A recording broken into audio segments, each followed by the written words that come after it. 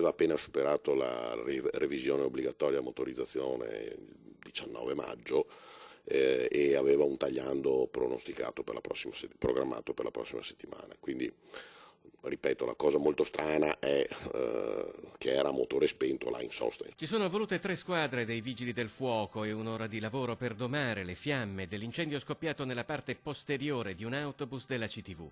Erano passate da poco le 8:30. Piazzale Roma brulica di turisti e pendolari. I passeggeri di uno dei tanti autobus che si susseguono senza sosta nell'area segnalano al conducente un forte odore di fumo. Poco dopo ci si trova a fronteggiare una situazione che nessuno si sarebbe mai aspettato. Il bus era in sosta a motore spento e improvvisamente ha preso fuoco, quindi quando è successa questa cosa qui, quello che noi pensiamo è che possa essersi per il calore del motore, voglio dire, probabilmente staccato un qualche manicotto del gasolio, dell'alimentazione, che il liquido sia finito su una parte ancora molto calda e abbia preso fuoco. L'autobus ora si trova in officina, dove si cercherà di capire con esattezza cosa possa essere accaduto, pur con tutte le difficoltà che si potranno incontrare nell'analisi di un mezzo che è andato bruciato.